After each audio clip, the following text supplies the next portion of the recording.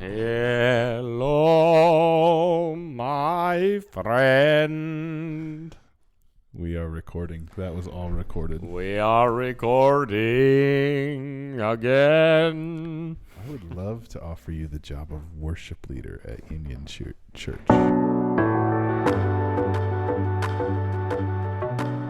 Hey everybody, welcome to the Afterword podcast. My name is Kyle. I am here with Ethan Ezikian. What's up?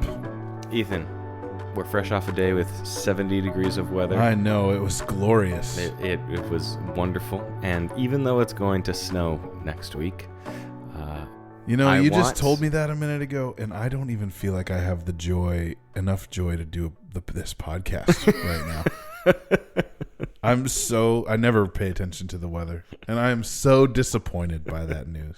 This is the curse that we talk about, the curse of sin, infecting all of creation. Ethan, here's what I want to ask you before we jump into our text today. Okay. What is the springtime activity that you are most looking forward to in the coming weeks when the abominable snow is finally gone? Getting a dumpster and cleaning out my house. Oh, you got the spring cleaning itch? Yeah, I mean, yeah. I just generally, I was telling somebody earlier today, I think I'd be happy if I lived in an empty house. Like I hate stuff so much, and I live with people who don't feel the same way as me, and that's probably fine because they're probably normal people. And but I've walked into my house a few times recently and just been like, yeah, these windows have not been opened in a few months. Yeah. And so, yeah, I actually do enjoy a good spring cleaning. And so I'm looking forward to that. Yeah. What about you? Me and my wife were just talking about that a couple days ago too, having that itch. Aside from that though, my son got a t-ball tee and a real bat and a couple of baseballs for his birthday last week. So I'm excited to get to spend some time outside. That is fun. Practicing his swing. That's fun. Yeah.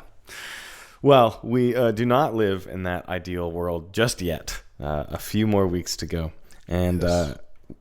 We do not yet live in the world that is to come, and yet we do get to bask in it and revel in it and meditate on it. And that was the subject of your sermon on Sunday, was the hope of everything being made new, from creation to us, and the invitation that comes with that.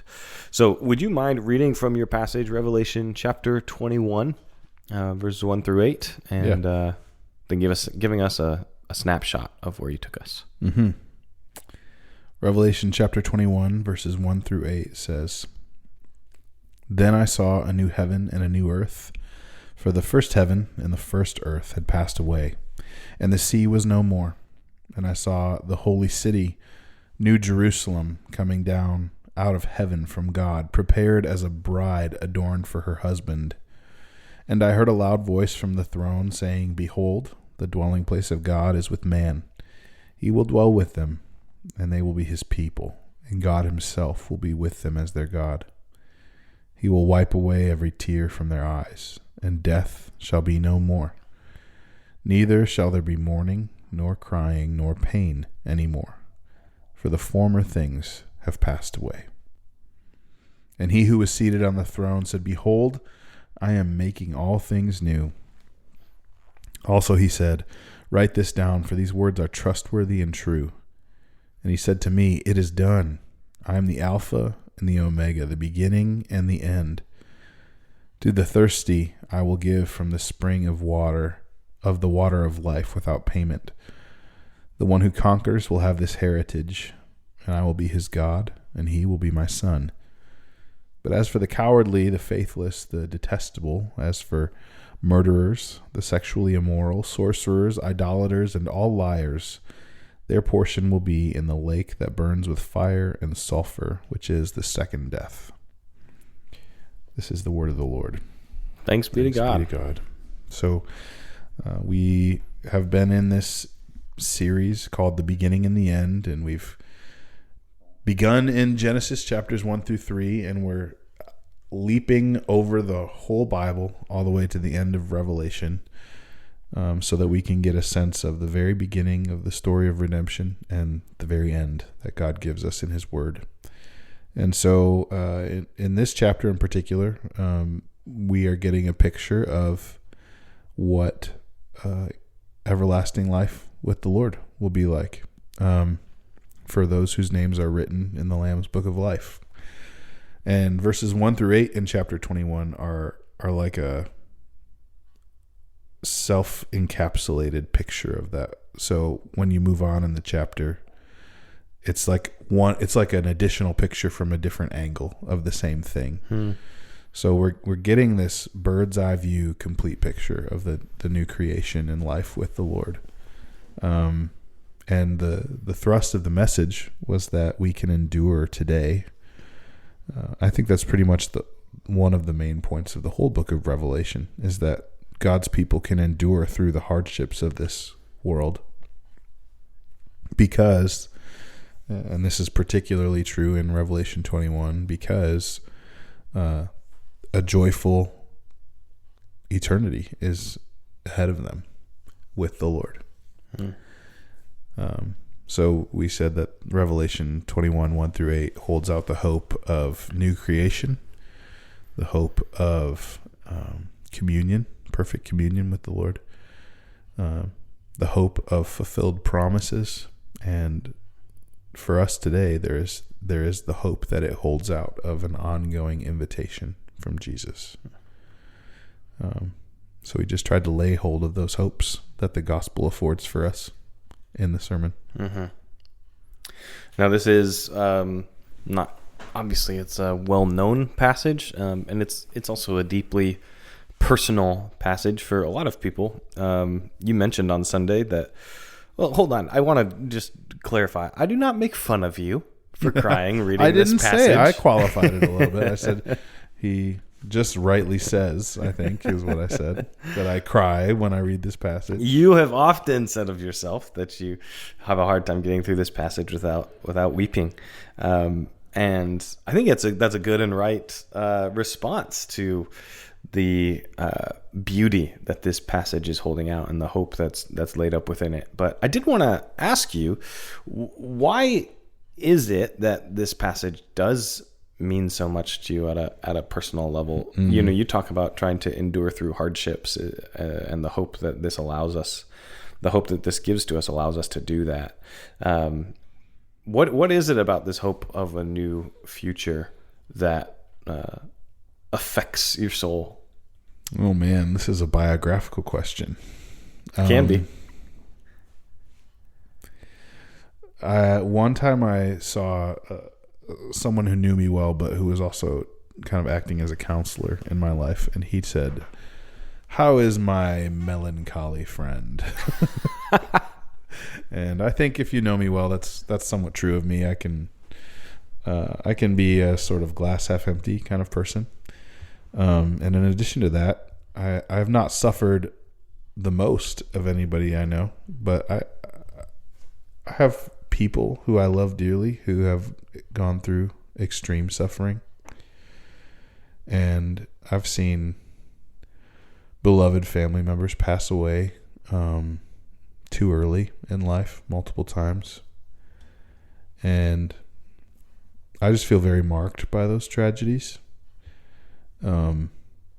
They've been a part of my life for almost my whole life, and so they've been formative to me, and they've shaped the kind of man that I am. So I think that there's a lot of, in this life, there's a lot of like waiting for the shoe to drop in terms of suffering and pain. There's just a lot of anticipating the worst case scenarios. And so when I read a passage like Revelation 21, 1-8, it is a promise of total, it's a promise of a world that I just have a hard time comprehending. It's too good to be true, but it's true. I think that's a lot of why I get emotional when I read it. And honestly, I think that we all have different stories, and pain has impacted everybody in different ways. but it is so ingrained into our experience as humans that it is so hard to imagine a sinless, griefless life. And yet that's the promise. So when we really believe that that's true, I think, how could it not be emotional? Mm-hmm. So, and so much of our of what's laid out here is it's multidimensional in the kinds of suffering that it's offering a solution for. Obviously, you have the physical. There will be no more crying or pain. It's a new heaven and a new earth. But then you also do have this communion with the Lord, where the effects of sin in its spiritual and relational sense are being wiped away. And sometimes when we think about the world that we live in now, I have heard Christians talk about the world, the culture that we live in now, in a negative light, because all we're trying to do, someone might say, is avoid suffering as best we can. We're just trying to be comfortable. We're trying to avoid any sort of tension or conflict or pain. Yeah. And I think that's true to an extent. And I do think that there's unbiblical and reasons for that often play into how our culture approaches things. But at its core, that is what we're all hoping for. Yeah. We are hoping for there to be no more pain. Yeah. No more suffering. And obviously we get into trouble when we try and play God to bring that about in the here and now in a way that our limitations doesn't allow. But this is the solution for that. Mm-hmm. That desire. Yeah. Yeah, I think it is the root satisfaction that maybe we can't even name. It's the thing that we long for. Mm-hmm. And we could name a whole bunch of lesser things that we think we need. And this is really what we hope for. That's what our souls are hungry for. Yeah. So I want to talk about a few of the different dimensions to that satisfaction that's being pictured here. And the first one is a sort of physical dimension that you highlighted on Sunday. I think we do often have misconceptions about what the future holds for us as Christians in particular.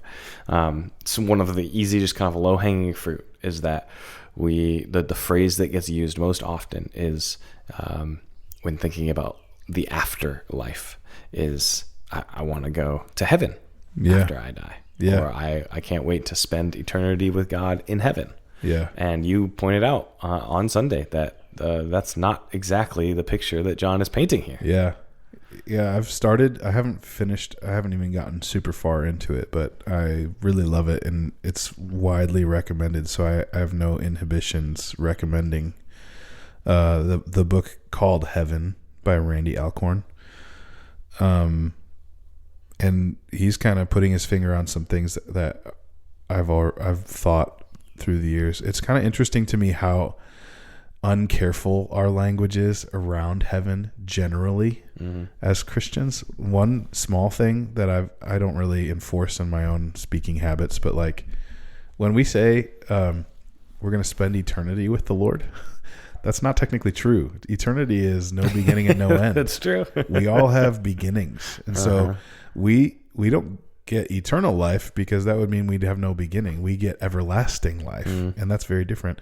Now, if you went back and listened to my sermon, I use that phrase all the time. I've just kind of given up because we all know what we mean. But sometimes I'm like, but precision of language is important, you know?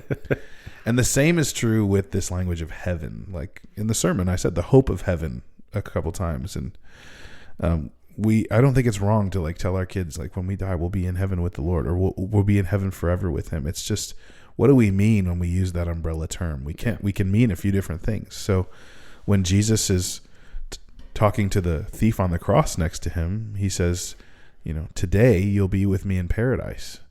And so Paul also says, if I were to die, in Philippians, he says, if I were to die, I'd be with Christ. So there's a sense that like what theologians would call an intermediate state exists. Like there's a place, it's a spiritual realm where the dead are with Christ as they wait for the new heavens and the new earth. Mm-hmm. And yet the picture that we're getting in Revelation 21 is the place where we will be for most of our everlasting life with the Lord. And that is not a spiritual realm. It is a physical realm. It's a remade actual heavens and earth. Which is partially why in the passage that we looked at last week, there's a resurrection beforehand, right? Yes. Yeah. The dead are raised. Yeah. Yeah. And that's why Christianity emphasizes resurrection so much, because we are embodied creatures who have the promise of resurrection bodies. And so like you go to a place like 1 Corinthians 15 and it's just we have no hope if there is no resurrection from the dead. Christianity falls apart without that embodied resurrection.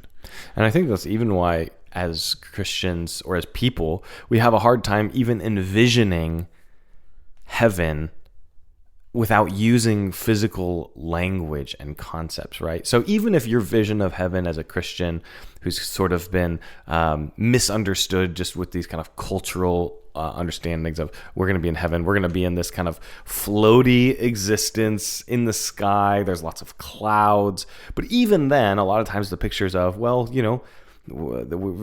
our vision of who we are is still as people with bodies, maybe with wings, like we're angels or something like that. Yeah. Maybe there's harps, but we still have essentially bodies and people and physical realities in view, because that's who we are. We are made physical and spiritual beings. The Christianity is not a sort of Gnostic or Platonic ideal of spirituality, while the physical is lesser or because what evil. You're saying is like Plato or the Gnostics would have said, the body is gross, like physical things are lesser or more base, and the life of the mind, Plato would have said, is what is higher and more honorable and valuable. And the Gnostics would have said, we're going to leave this body behind. Yeah. And ascend into the spiritual realm, and neither of those things are Christianity, but they're highly influential in Western culture, and they even like leak into the ways that we talk about our Christian faith sometimes. So one of the ways that we might misunderstand our everlasting life to come is that it will be. It won't just be a kind of floaty in heaven existence. It will be physical. It'll be tangible. What are some other ways that maybe we regularly mischaracterize or misunderstand what is to come?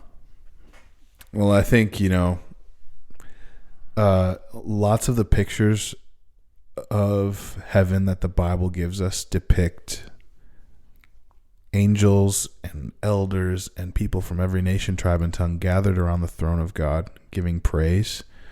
And I believe that those scenes will be things that we experience. And at the same time, the cynical trope about heaven is, well, is it just going to be one eternal worship service?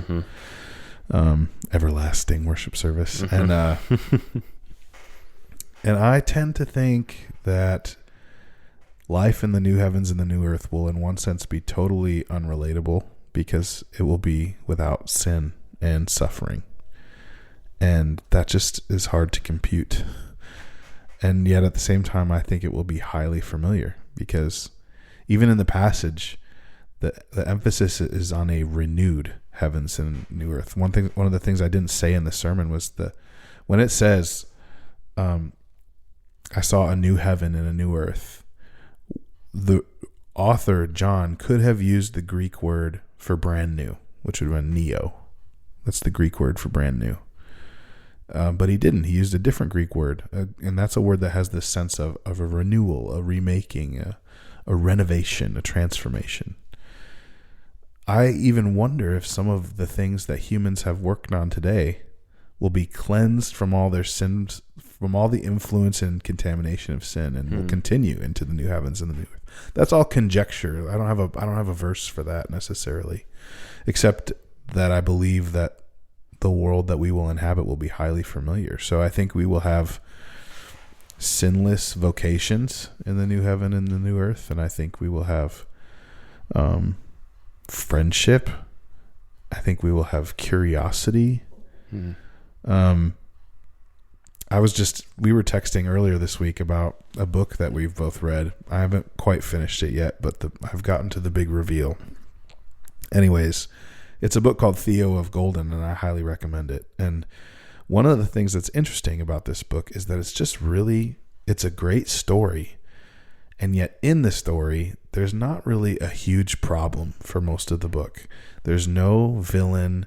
There's no mystery of like who murdered who or something like that. There's no there's really no discernible impending doom. Yes, the thing that but it is still very good. Mm-hmm. And so I was kind of puzzling over like what makes this story so good, and yet there's not really a lot going on.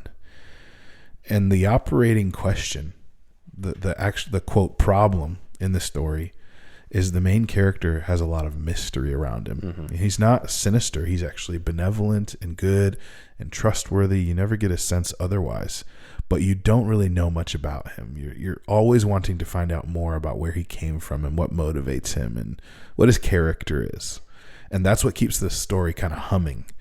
And I was just struck that in the new heavens and the new earth, we won't be animated by, our need to make money in order to survive, or our need to, overcome evil and injustice, or our need to strive towards a better society, or any of those problems that animate a lot of what we do now as human beings.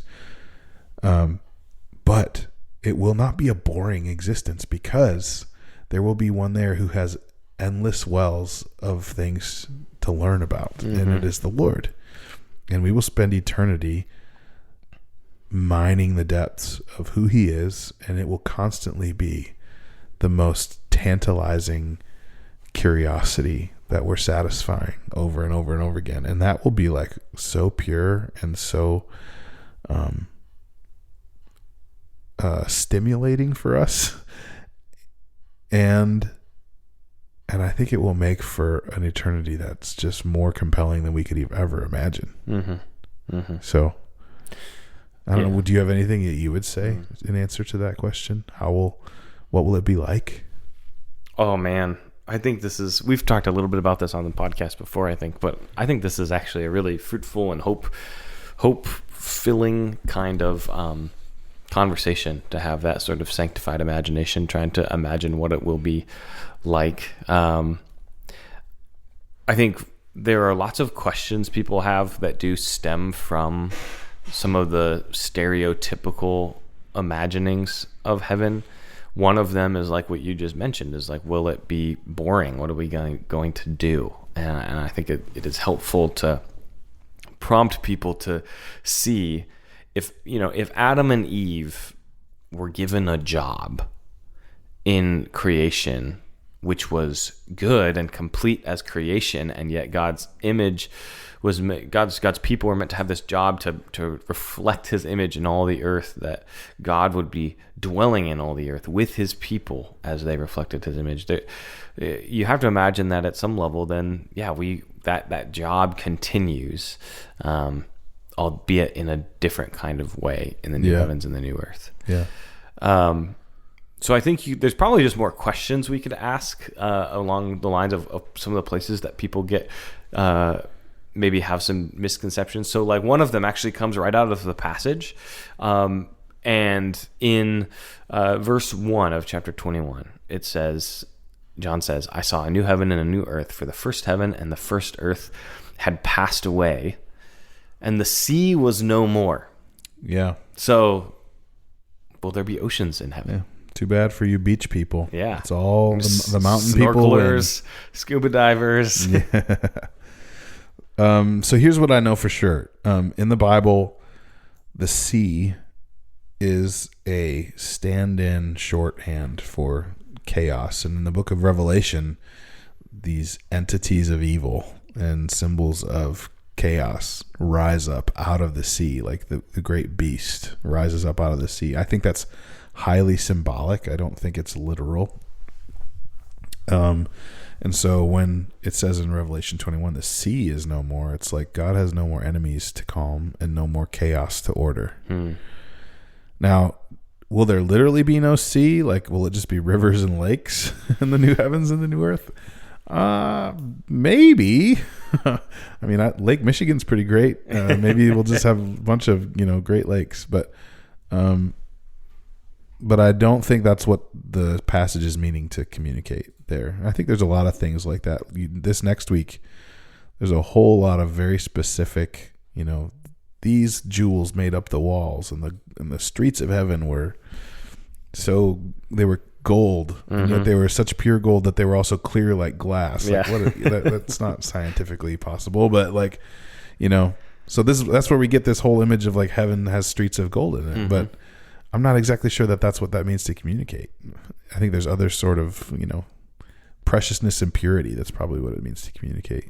But yeah. So if seas are symbolic of chaos and evil, sinfulness, enemies of God, then the primary thing that's being communicated there is that this will no longer be a world in which evil and chaos and sin are present and kind of always lingering.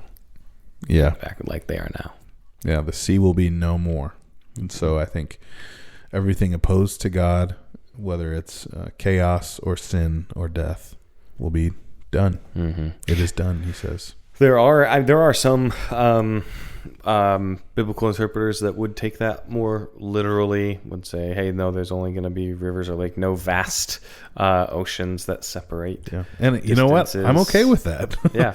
Maybe I'm not opposed to that interpretation. Maybe we'll just call them Lake Michigan. Some have said, some would say, hey, there's no more salt water, it's only fresh water. Some would take that in a more spiritual direction and say, well, we live by H2O, and in the new heavens and the new earth, it's a totally different kind of living. We live from the water of the river of life. I tend to be to lean with where you're going there, that this is symbolic.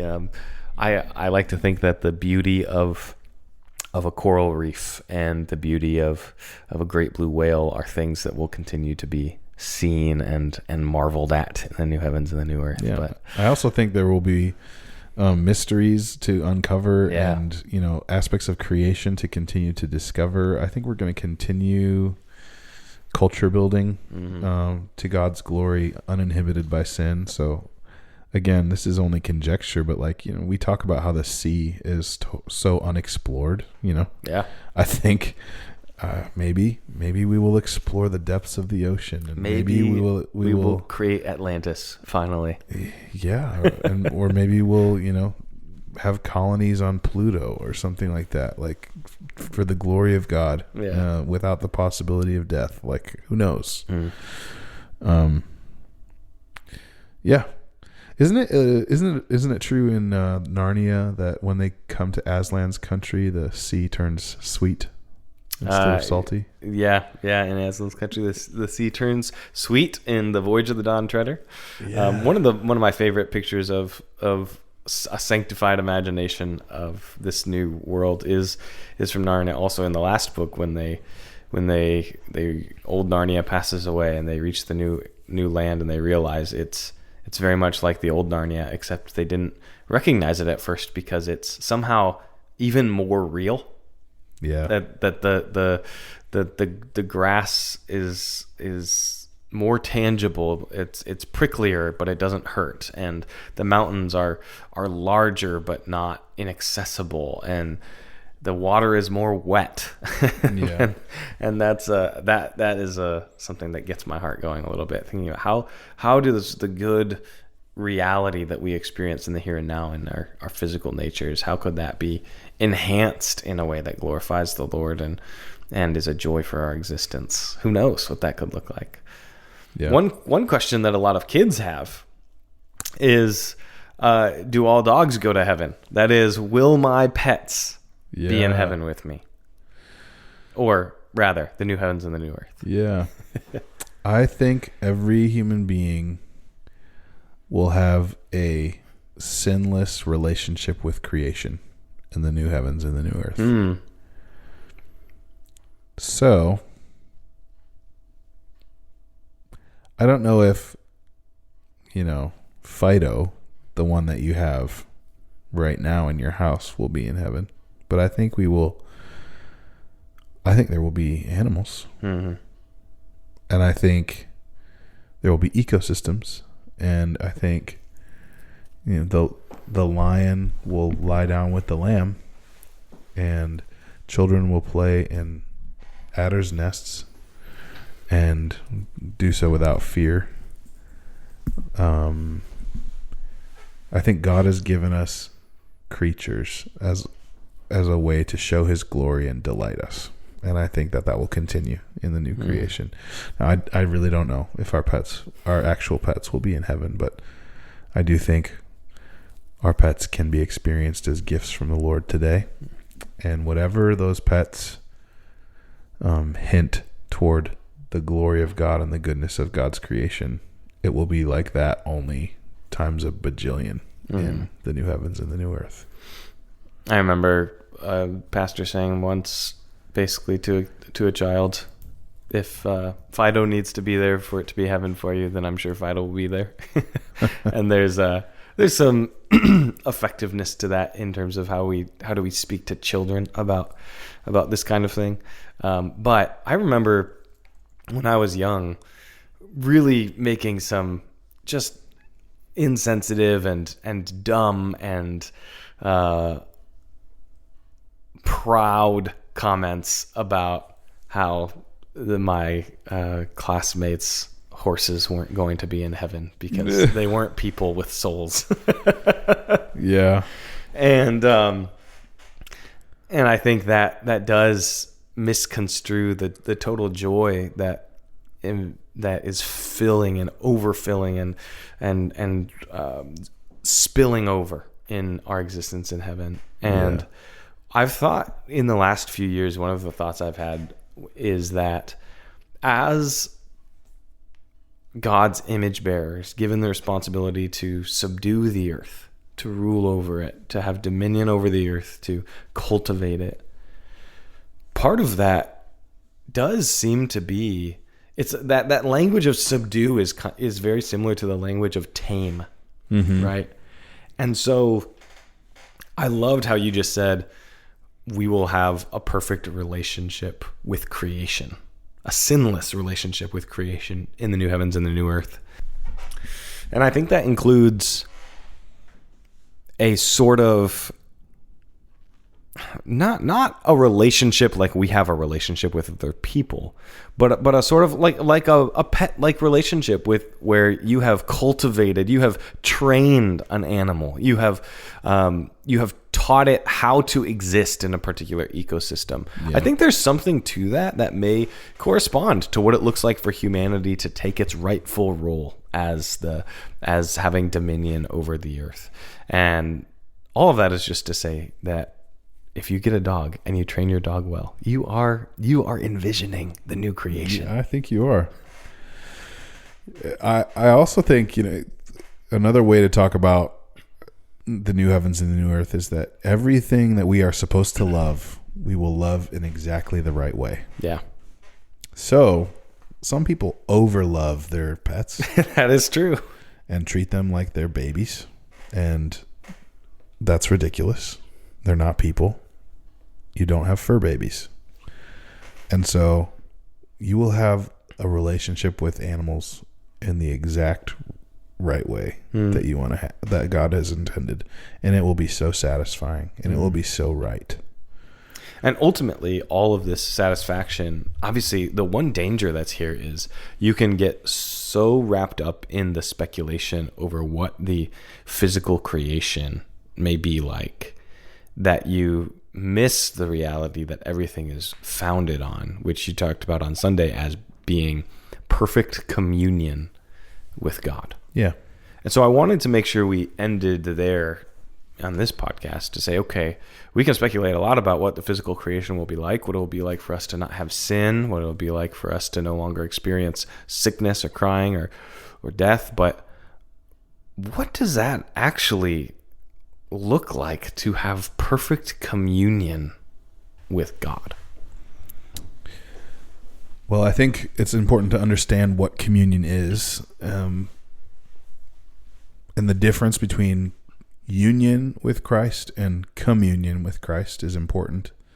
So, when we were saved, when the Lord woke up our dead hearts, made us aware of our sin, showed us his glory, and extended his grace to us, and we accepted him as our Savior, we were justified and we were united to Christ. So we have this unbreakable bond with Jesus that will never fail. So salvation is secure always. And yet our experience of that unbreakable bond rises and falls according to our circumstances and a whole lot of different factors in our life in a broken world. So our experience of our union with Christ, how we perceive him in our senses as either far away or near, or we might say like I'm spiritually dry, or I'm just spiritual depression is another word that people have talked about. Like, when God feels far away in different capacities, that's not an expression of what's actually real for the Christian. It's our experience of God, mm-hmm. and communion with him is experiencing his nearness in a unique way. So that's why I said communion with God is tasteable for us in the here and now. And what we're talking about in the new heavens and the new earth is that experience never being negatively slackened. Mm-hmm. No more inhibitions or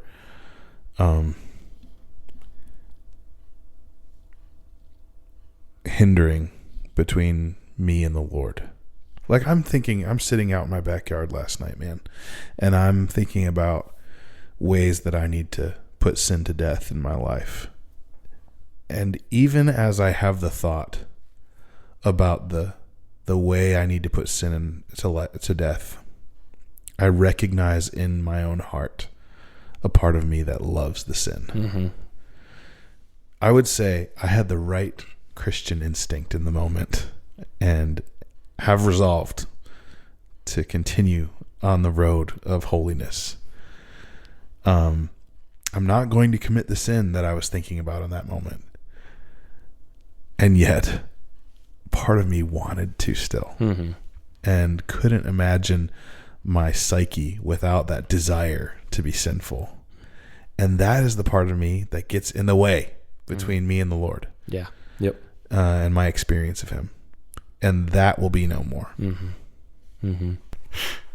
So on one hand, sin, that communion with the Lord is perfect communion because it's sinless, because that's what sin does. It inhibits our ability to see the Lord. It has like a blindingness to it, mm-hmm. that inhibits our ability to see the Lord clearly, who he is. It inhibits our ability to enjoy the Lord because we're distracted and want to enjoy lesser things more than him. It mm-hmm. Inhibits our ability to follow his commands because we want these other things. And so on one level, that communion with the Lord is totally sinless. It allows us to see him, to enjoy him, to obey him perfectly.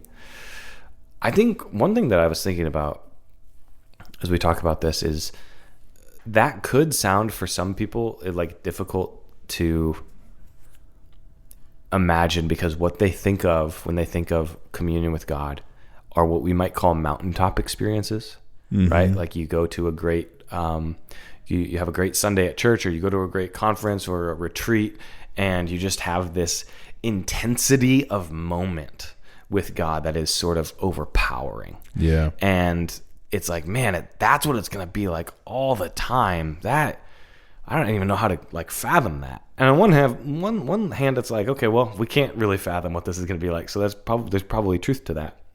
And on the other hand, I was thinking, well, perfect communion with God does not mean a monotone communion with God, as if every moment for all eternity future is going to feel the exact same. In the same way, like you can have not perfect, but really good communion with your spouse in different kinds of ways. You might be, spend one evening reminiscing about the past and just being nostalgic about some of the past times in your marriage. You might spend one moment telling funny stories and laughing together. You might spend one moment working on a project together and being really focused on the task at hand. You might be really serious trying to think about how you can raise your kids. But without, let's say in an ideal world, those moments were not inhibited by your sin. Those could all be just like perfect relational marital moments that still have totally different feelings to them. And I think something like that would be true of us with our communion with the Lord in the new heavens and the new earth too, where one day we are just caught up in awe before the throne in worship. And one day we are out exploring creation. And one day we are just so in tune with his purpose for us that we feel like we are doing the thing with whatever job he's given us that just perfectly fits our souls. And one day we are caught up in glory, thinking about the cross and seeing Christ and walking side by side with him. But it won't be monotone. No. Like if we were told, like, imagine your perfect vacation. We would imagine various kinds of rest and rejuvenation. It wouldn't be a feast for a week, and it wouldn't be a hike for a week, and it wouldn't be, X, Y, or Z. It would be a smorgasbord of different delights, and all of them taken together would be perceived as rest and rejuvenation. So what would it be like for us to think about eternity that way? Everlasting life that way. Yeah. Well, okay, Ethan, just last thing to end on here then. You said that this is tastable for us in the here and now. Yeah. How do we taste the already and not yet of new creation? Paul says we are new creations. We, in a sense, are the foretaste of the new heavens and the new earth as we experience our salvation in the here and now. Practically, how do we go about trying to taste that more and more? Read your Bible and pray every day. I mean, honestly, man. So there's a classic Christian work by John Owen called "Communion with God." That's widely quoted, at least by people who I respect, and yet it's also famously difficult to read. I've attempted it a couple times, and it's just so dense and so boring, honestly, and hard to understand. One of the things that I've really appreciated is somebody much smarter than me took the book Communion with God and basically digested the principles there and rewrote a much shorter, in modern English, it's not a translation, it's like a paraphrase for the modern reader. It's called Friendship with God. And I have begun to read that book in recent months, and I've found it to be really encouraging. Finally, something written at my level. Truly, you could give this book to an 8th grader, and I think that they would be able to digest it. One of the things that it points out is it uses language that's kind of provoking. It says often, work hard to believe this.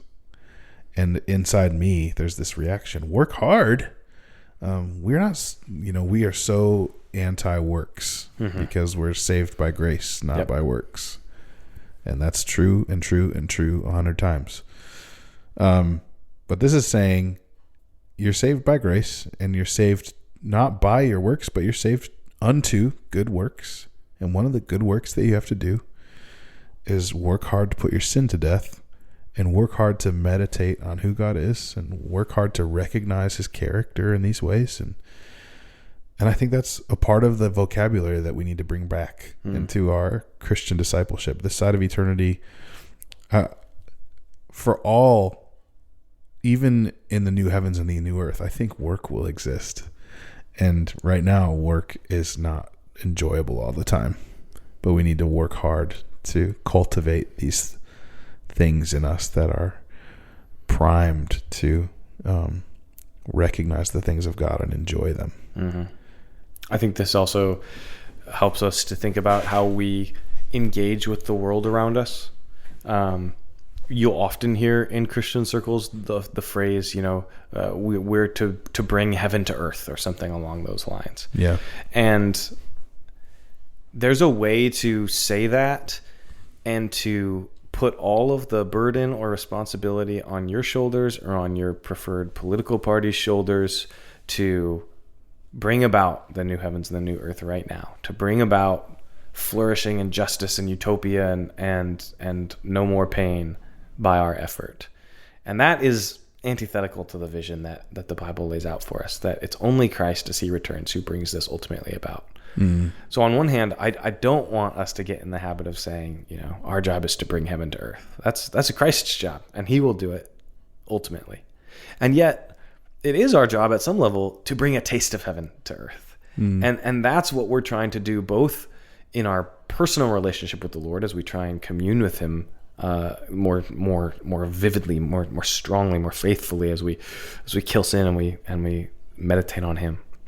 But it's also what we do as we encourage one another, as we preach the gospel to the lost, as we love the poor, as we seek the flourishing of our society. We're trying to, not by our own effort, by the power of the Spirit within us, give people a taste of what it would be like to have a sinless relationship with creation and with God. Yeah. But we can never be the ones who ultimately bring it about. Yeah. Well, Ethan, Kyle, there's so much more that we could say about Jesus, everlasting life and Jesus. And we will say more over the next couple of weeks as we finish out this series in Revelation. For now, friends, we hope that this has been comforting. It has been encouraging. It has been stimulating as you too think about what it will be like one day to have a perfect communion with the Lord and with the world he's made for us. The goal, as always, here is to equip the people of Union Church for discipleship and for mission. If you're a Christian who's listening from another context, we are grateful that you've joined us, and we pray that this conversation would help you to follow him and to engage in his mission wherever he's placed you. We would love to hear from you, so if you have any thoughts or feedback or questions, please send an email to connect@unionchurchmi.com and include the word podcast in your email subject line. Thanks for listening. Lord willing, we will see you someday soon on another episode of the Afterword podcast.